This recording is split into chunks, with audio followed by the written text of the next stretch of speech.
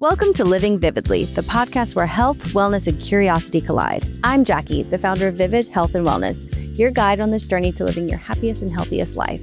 My co-host Daphne, the unconventional dietitian, is always ready to shake things up and bring a fresh perspective to your wellness journey. And we can't forget Dustin, our producer, who keeps everything running smoothly behind the scenes. Together, we'll chat with health and wellness experts along with everyday people who have inspiring stories and practical insights to share.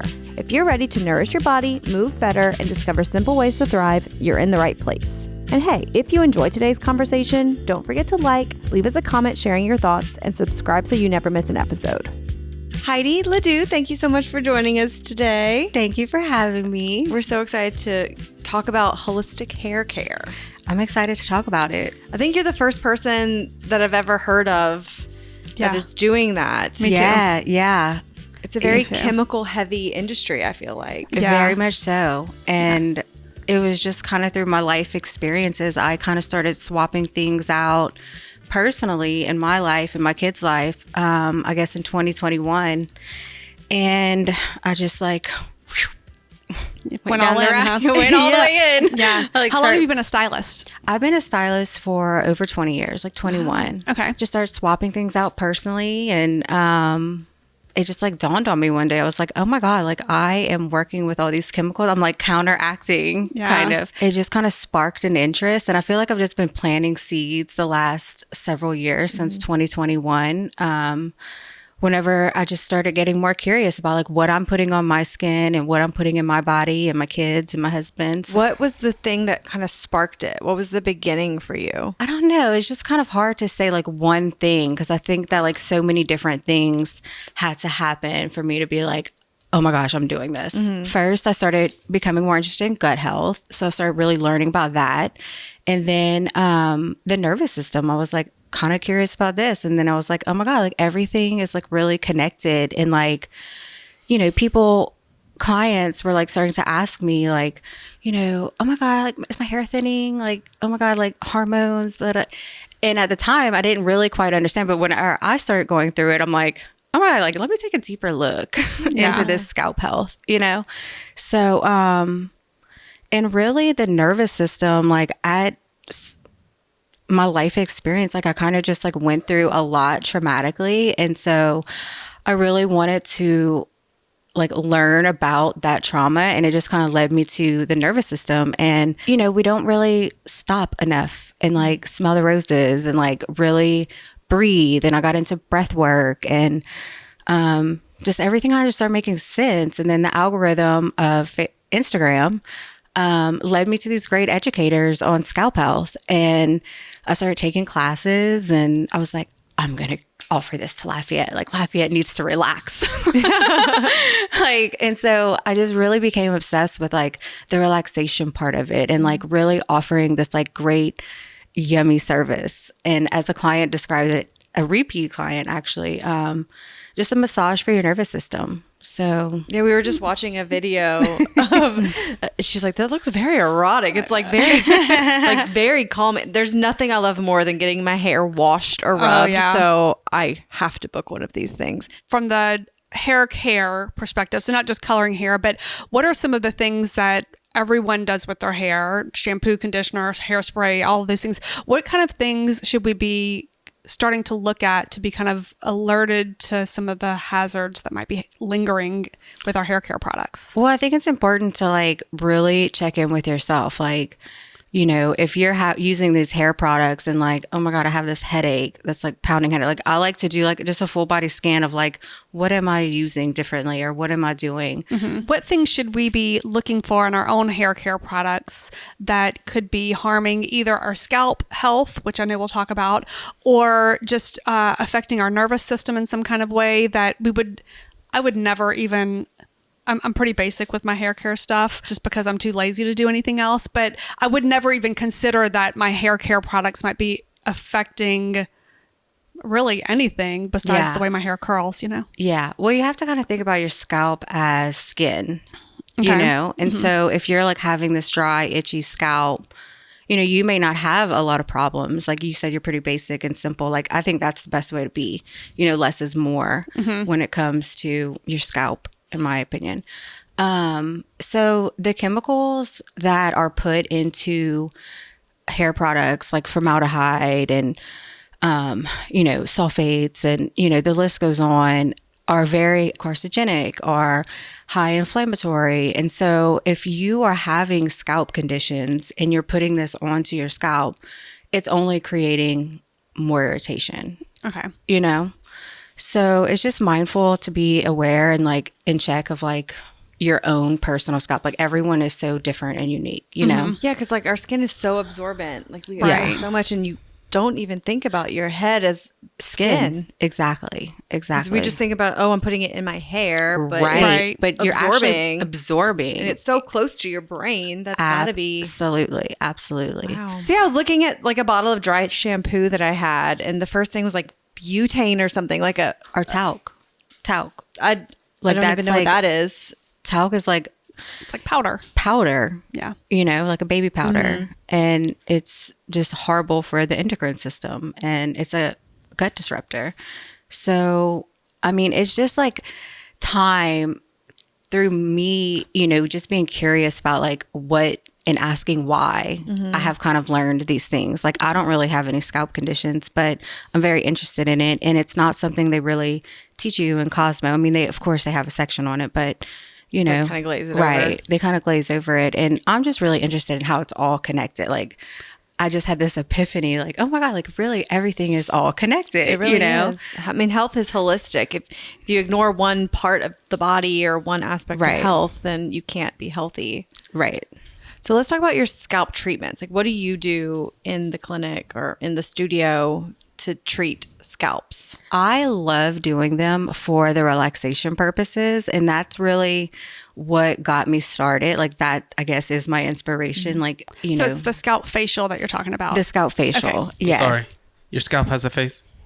No, Dustin, Yes. keep up. Your scalp is on your head where your Yeah. face is also. It's like a facial for your scalp. A facial for your scalp. And actually, I kind of started calling it crown therapy just because like people were kind of confused about scalp facial. So See, I'm not the only one. no, you're not. You're not. So I like crown therapy. Yeah. Because it can be whatever you need it to be. It can be like the relaxation part if like you just really need to come and like relax. Or it could be the scalp health part, which I am really learning more about. Like it's a new thing for me. So I'm very excited to keep diving deeper into the scalp health part. I do have a client who is a repeat who is coming to me for seborrheic dermatitis. Like she has really bad outbreaks. And even though like we both know it is an autoimmune, condition, topically, you really can have relief, so I like to provide the relief with the oils that I use. They're very calming and soothing, and they do bring the blood like to the surface. So also if people are, thinning from stress, it is something that they can come do to really stimulate the scalp and detox the scalp. Yeah, I think we put so many products on our hair and it's hard to wash it out too. Whenever I use too much stuff, my head is like just itching all the time, and trying to just detox is important. So we do 2 detox shampoos. One is a mask and then the other one is more of like a cleanser. Is that something that you should do like occasionally, or is it something that regularly would be better for your scalp? Detox your scalp? I recommend to my clients to do 2 different shampoos. One detox shampoo to really like get all of the product and sweat and dirt off of their scalp, and then come back with another shampoo and, Every time. And that's every 2 days, 3 days? Yeah, every 2 to 3 days. I mean, everyone's different. I have some clients that are like, I have to wash my hair every day. And I just really recommend like a gentle cleanser for them. I wash my hair once a week. I do too. Every 5 to 7 days. Yeah, But same. it took me a while to get to that point. Like, I think it was COVID that really helped me, because I was like an every day, every other day girl. And then just out of necessity, I stopped washing my hair. But it was oily for a while. But now, like, you can't really tell until day 7. Yeah. I mean, there's so many pressure points on the scalp, nerve endings. And so I really just like to get in there and hit everything, and all while having a purpose. You know, we're really cleansing, we're really detoxing. Have you started removing chemicals from all the products that you use in the studio? Yes, I have started removing. I have a full botanical line. It's called Arte, and that's what I use in the crown therapy service as well. And I still have Davines, which is more of like an eco-friendly product, which they are much more mindful than most. They do have a lot of good ingredients, but they do sneak in some inflammatory ingredients that I wouldn't recommend someone with psoriasis that's coming to me. You know, I like to have like a cleaner version. That's good that you can kind of curate that. Yeah. But obviously, like hair color, that's a little bit trickier. That is a little bit trickier. Yes. Especially since I use 10-minute color. And so, you know, we're used to like coming in, getting it done, you know, and I like to offer that still too. You know, I like to still offer like convenience because I think everything is in balance. You know, everything is in moderation, not in moderation, but balance, because it is a modern world. You know, we're used to these conveniences. 10-minute color is just whenever you come in and it takes 10 minutes to color your hair? Yes. Oh, that's I've never had a 10-minute color. I'm like a 4-hour color. Yes. I mean, I haven't colored my hair in like 20 years, but yeah, I've never colored my hair. No, I take that back. I'll tell y'all a fun story. One time when I was in college, I was a bartender, and the girl that I was bartending with, who I'm still really good friends with, we were working together, and some people came in and they were getting ready for a hair show the next day. And they're like, we still need models if y'all are interested. And she's like, you want to go? Sure, let's go. So we go to the You're like going to end up with some crazy haircut. Oh, you just wait. We go to the hotel, and they're in like a hotel lobby or like convention center or whatever, and they're doing our hair in the bathroom of like the lobby hotel.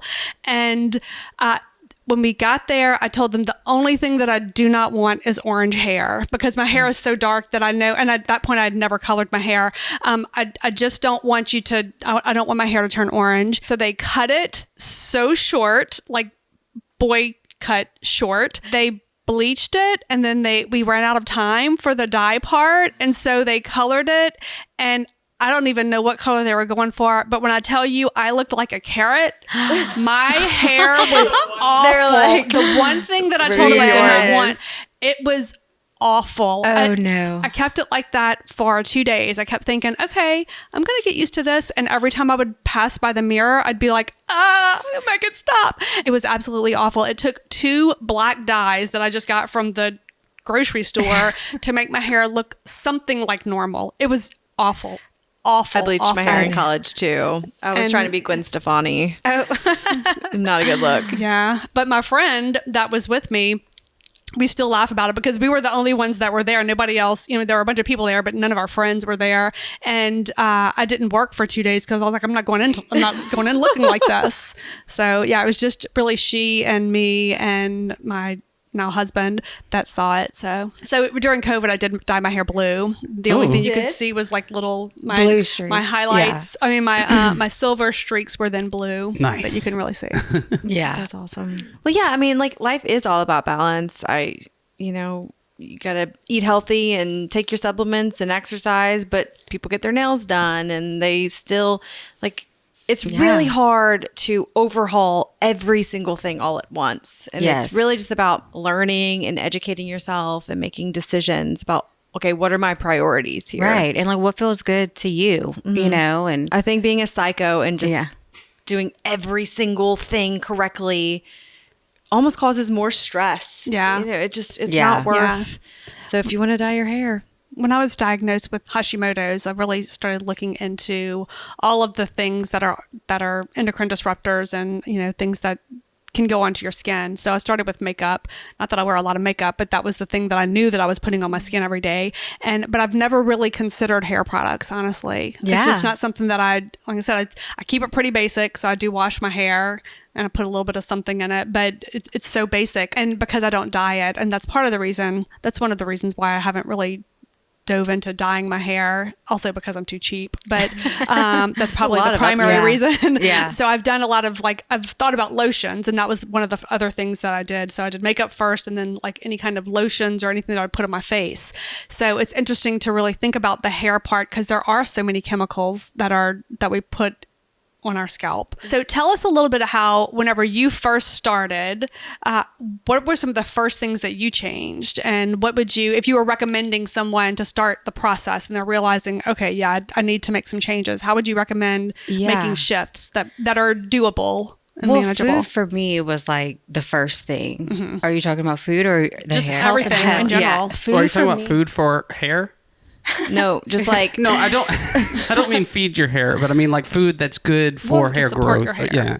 Yeah, there are like an anti-inflammatory diet, of course, the seed oils. And that's what I was going to kind of get to, that like once I started swapping out so many things, like seed oils for me are, deal breaker. Like I look on every package, and if I'm like sunflower oil or, the lecithin, like sometimes I can't even pronounce them, but I know what to look for. I'm just like, no go, And so after doing this a couple years, I noticed my hair was like longer and shinier, and I was like brushing it more, and like people were like, oh my God, like your hair is so long now. I'm like, I really think it's like the lifestyle changes I'm making and like being more mindful of what I'm putting in my body and on it is benefiting, So you started with food. And then what was your next venture that you started changing? Detergents and cleaning products and lotions. And I mean, it was no surprise that you didn't think about hair. Like when I tell you, it was like, ding, I was like, oh my God, like hair. Yeah. You're a hairstylist, and that wasn't even the first thing. Yes. It was just kind of like a no-brainer. So I really started to do a lot of research on, products out there that aren't greenwashed, and that really do provide a clean. When you say greenwashed, what do you mean?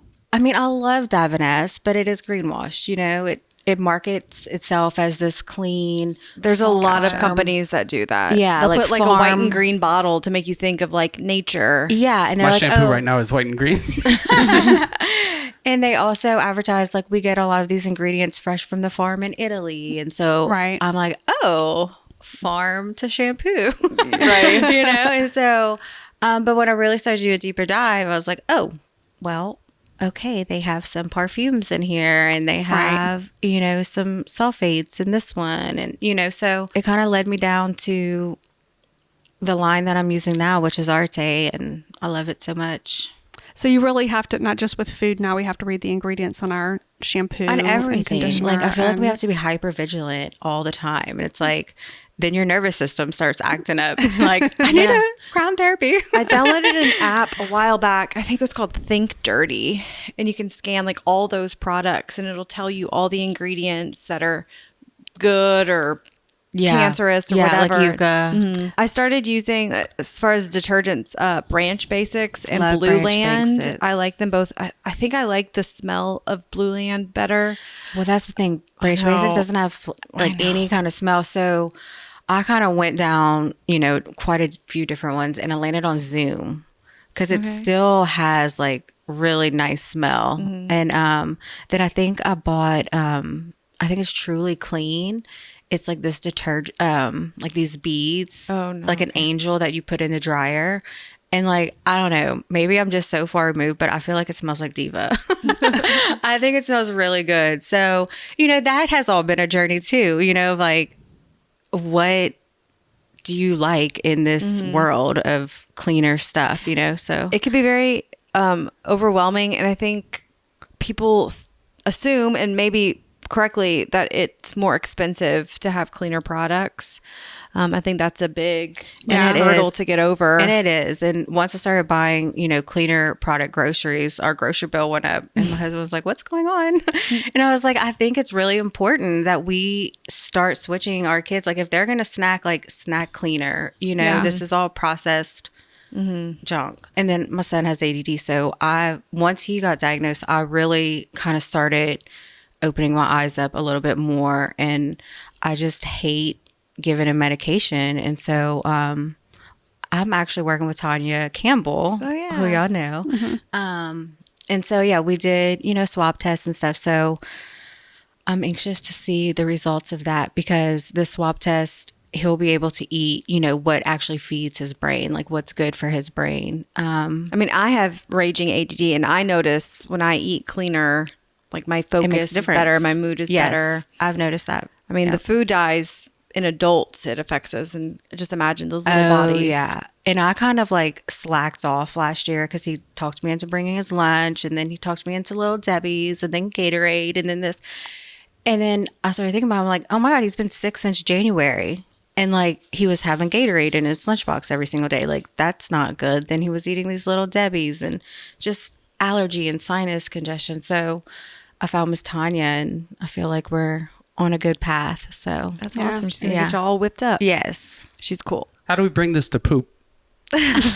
So we have this thing where we have to talk about poop in every single episode. I love talking about poop. Yes. So everyone Yes. loves talking Yes. about Well, poop. I mean, I have to look at it every single day. And like, I just think that that's the telltale sign if you're doing things right or wrong, you know? It's true. So yeah, I can talk about it. Let's do it. I didn't think we could do from hair to poop, but From hair to poop. Well, The name of our title episode. of the episode. This community, I think we're like really waking up to health and wellness in the Acadiana. Do you have a lot of people that are interested in this? Like, how's the education aspect of this going? people are waking up, not just like health wise, but like I think spiritually wise too, you know, like finding different avenues of like healing and calming the chaos, you know? Like, Yeah, like we're getting back to basics. yes. And I love it. I'm here for it. Yeah. So have you started implementing Reiki? I know we had talked about that in the past. Is that something I that have you're not gonna... gotten certified yet. Is on the long to-do list that I feel like just keeps getting like ticked down. Such is life I with know, an but entrepreneur. no, but I do sound healing. I do the tuning fork, and so I feel like, you know, that is something unique to this service, just to calm the nervous system down. You know, just like another feeling. You know, How do you incorporate that into hair styling? Well, it's not styling. It's just for this service, the crown Okay. therapy service. Okay, so it's incorporated in that Yes, service. Okay. Yes. You know, just to help really calm the nervous system. I love sound therapy, and I think it has a place. I love sound baths, and We're going to have an episode in a couple weeks, sound bath. I think we're going to try to do a sound bath oh yeah, on camera. That I don't know would how be- that's going to translate. So we have Lisi Spiller, I think. Okay. I haven't met her in person yet, but she's a sweet lady who does it. She's been doing it a long time. So we'll see how that translates. I think. Okay, so I'll go to Ascend, and not this past summer, but the summer before, Kendall had did this like solstice, like festival type. And I was amazed at how many sound bath practitioners, like sound healers, there were in Lafayette. I think there was like 10 or 12, like just for that event. I was like, okay, Lafayette. I think we're like waking up to the... Yeah. People are realizing like how much, I keep going back to it, but everything really is connected. You know, if your nervous system is completely out of whack, like it will come out in your hair. All of our nervous systems are out of whack. I think we live in I think since COVID too, we've realized we are looking at healthcare in a different light, but also looking at just the way that we kind of linking more of healthcare is related to the way that we live our life, you know, on a regular basis. So I think we're just kind of a different angle on how we are just conducting life, and that flows into being able to relax because everybody is so wound up. So Yeah. that stress aspect, but also how we actually take care of ourselves, and that kind of goes into just day to day, self-care. the Yeah. hair care, the makeups, and you know the lotions and things that we put on our skin, how we are looking into our home care, and you know what we're cleaning our home with, and that all links back to like the doctors that we visit or the practitioners that we visit who, when the doctor can't answer the question, you know, we have other people that we can lean on now. Yes. And it's becoming more to light, I think, over the past few years. I do like that you said it comes out in your hair, because like if you're stressed or anxious or eating poorly or whatever, your hair will change. Absolutely. That's why it's one of the first places you really see it. Yeah. So I can tell y'all, whenever my hormones started changing, my hair's always been like frizzy in the back here, but the texture of the hair changed so much. It was like coarse and thick. It was very weird. And I mean, it's kind of gotten back to more what feels like normal now. But there are some hair mineral analysis where you cut out some of your hair and send it in, and they analyze it for what minerals are that's there cool. and what minerals are lacking. I've never put too much stock into it because I know that your body pushes some things out through the hair as a way to get it out of your body. Well, that's what I was gonna say. Like my first like mentor, she was like, I think like somebody had taken like an iron pill or something, and like her hair was like, you know, a little bit more brassy or something, and she was like, you know, it was a chemical problem. I don't remember, it was so long ago, but she had told me later, she was like, you know, you need to ask, are they taking any new medication? Because if it's not agreeing with them, or even if it is agreeing with them, like it will come out in their hair. So her hair turned brassy because of the iron? When you say brassy, it's like an orange. Like so color wise. Yeah. Like we bleached it and it was like orange, basically. Yeah. It was That's so wild. Yeah. Yeah, I guess it's like your fingernails in your hair. Yeah, and like hard water and like, I don't know, just I've gotten the mineral analysis done, and I probably wouldn't like put a lot of stock into it. Yeah, it was okay. Yeah, I just wonder. I know that it is a thing that people do often. It's like you get calcium deposits like in your nails and in your teeth and stuff, and it's like just trying to get out. Yeah. Yeah, I think it had toxins too. Yeah. I have to pull mine up and show it to you. It's almost like taking your sweat and saying, trying to analyze your sweat. Yeah, but it's like that's trying to get out. Right. Which I guess it makes sense. It tells you what's trying to get out your body, that maybe you could get that. I just don't know that. what the correlation is. Yeah. Like maybe if you're like lacking like magnesium or potassium. Like so when I've maybe had if it should be there, yeah, when I've heard of people having these done, it's more for just overall health. So it's not really, it's a hair analysis, but it's not an analysis of like, do we need to change your hair products? It's more of like a whole body analysis of how your body is processing minerals. Right. That is cool. I am interested in that kind of stuff. Yeah, I don't know how valid it is. That's my only concern, is I don't know how it truly correlates. Yeah, it's probably accurate. Like it probably tells you what's there or what's not there, but how it works. Yeah, how we take that information and change what you're doing because of what's being pushed out of your hair is what I'm not sure about. What is the whole spectrum of services that you provide? Well, I do all traditional hair services, and then the crown therapy. Can you ask that again? Yeah. So what about hair color? How are you transitioning coloring hair? I do have some clients that prefer me use the product line that I use also has a color line. So I had started kind of ordering some colors for clients that have specifically asked me to use it. And so, I mean, I love the whole entire line. Like it's gorgeous, and Does it no work smell. the same way? It works the same way. It's just no smell. So people that, are real sensitive to smells. And then also just the chemical load is so much lighter, I'm guessing it's more expensive.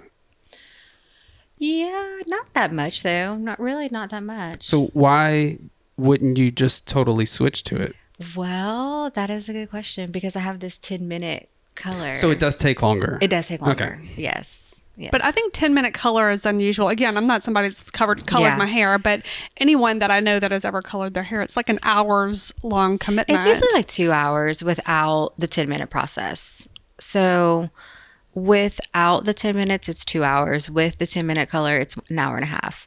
So, I mean, it's not that big of a deal, but everything's a process. It has to feel like right and true to me, for me to like completely commit.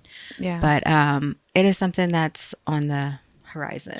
I don't know why, but like originally when you started talking about this line of color, I was starting to think about like food dyes and how that's all plant-based food dyes are a different shade. Like, do you it's just not quite red? It's like or do you like squeeze beets when somebody wants like a maroon color? No, actually, the reds are pretty stunning. Like they're really pretty, and like everything is just so shiny and beautiful. Vibrant. Is there any natural bleach? Yes, there is. Ooh. They have a line that is not natural, but then they have another bleach that it doesn't work. They don't have as much punch, I guess you should say. So it's more for just probably like Lightning. really a soft lift. A soft lift. Ooh. Yeah. So I'm really excited. I just kind of feel like it's getting started, and I'm just kind of letting things happen naturally. And doing what feels right to me. Are you the only studio in Lafayette that's doing this currently? Yes, on this level. Yeah. You know, I think there are a couple other that, you know, might start be doing it, which I'm so excited for them too. Yeah. But this is more like another side, like another branch of my business per se. You know, like I have this business of, you know, my true love of hair, and then I have this holistic side to me too that is new to me, and I'm learning and going through it. I love your tagline. It was like where pretty hair and holistic health meet. Is that what it is? Yeah. Where pretty hair meets holistic wellness. That's right. I just love that because you can feel pretty and yes, take care of yourself. You can still feel pretty and take care of yourself, and, you know, be more on the crunchier side, the holistic side. So I just really want to empower people to like really be more preventative, maybe, you know, like just take a look at what is like in your lessen products. the load Yes. of chemicals. Yes. That's So beautiful. yeah, just And you feel like the community is embracing it? I do feel like it. I really do. That's Your why I'm social like, media is it's great. awesome. I have a girl. She's amazing. Heather Haven. She's awesome. So, I mean, as soon as I knew I wanted to start offering this new business, this new part of my business, I was like, oh no, I need to be able to like market this in a way that like people can really like feel it, you know?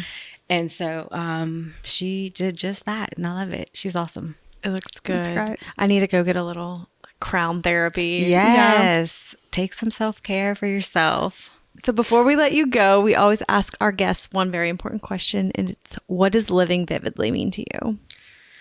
Living vividly means to me like living fearlessly, like not being afraid to shine your light. Like, don't be afraid to shine. Like, be different. Like, if it feels right and true to you and it aligns with you, then it can't be wrong. Thanks for listening to Living Vividly. If you enjoyed today's episode, please leave us a review and subscribe. We'd love to hear from you. For more resources and details from today's discussion, check out the show notes. Until next time, keep living vividly.